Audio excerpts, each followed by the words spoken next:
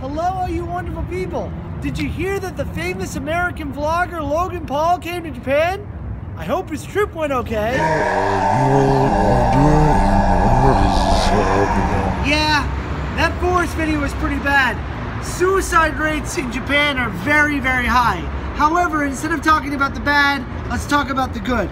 This company is called Tell. They work with people in Japan. If they have problems, they can call, they can talk to someone.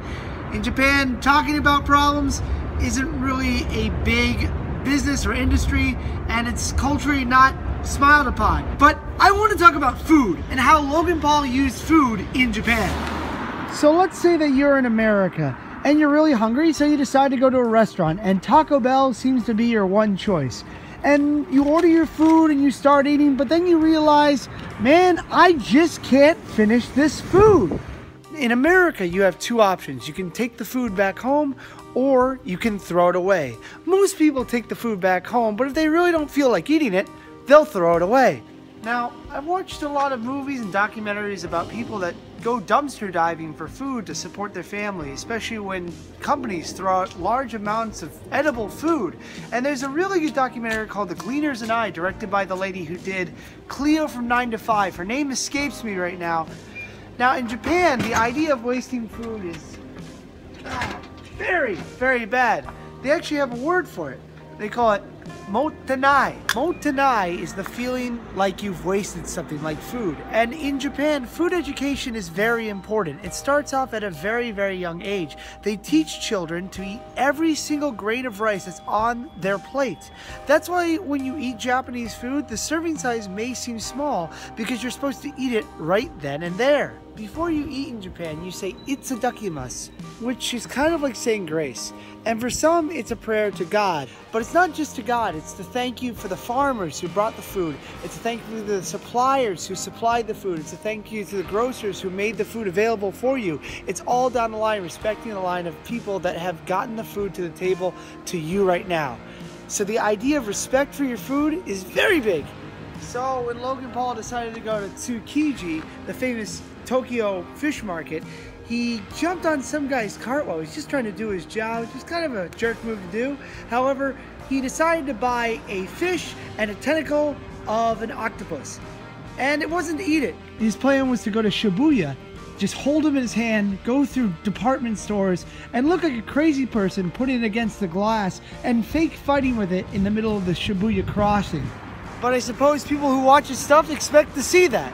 And I don't know if it's just a part of hype culture, everything's gotta be big, everything's gotta be bad, but you know, in a place like Japan, things kind of slow down with tension. But when he was done with his little skit, fighting in the middle of Shibuya street and the scramble there, he's just like, well, I don't need these anymore, and puts them on a taxi cab. Like, life will figure out how this will end.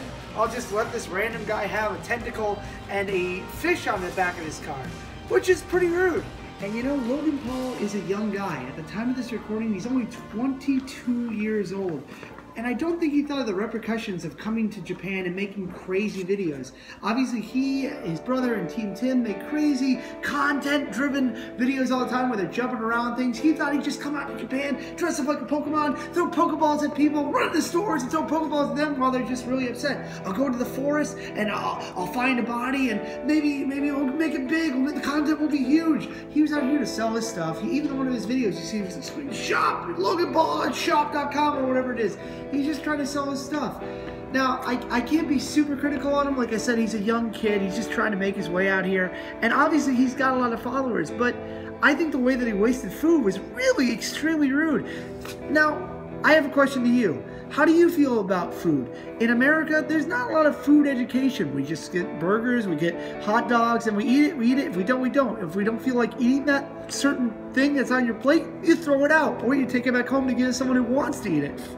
Do you feel a little bit of motenai when you throw away your food? Personally, I never thought that I'd feel bad for throwing out food, but once you've lived in Japan, you start thinking, oh man, this food died for me, someone made it for me, and it's been brought to me, I better finish it. When I was in France, I had a lot of potatoes that I had to eat, and I couldn't finish it. I even felt bad. I said sorry to the chef, and he's like, why are you apologizing to me? it's okay if you throw away the food. No matter how you feel about Logan Paul, I believe his adventures in this country have started a conversation about the high suicide levels in Japan, and also his other actions have started spurring other topics on how we deal with things.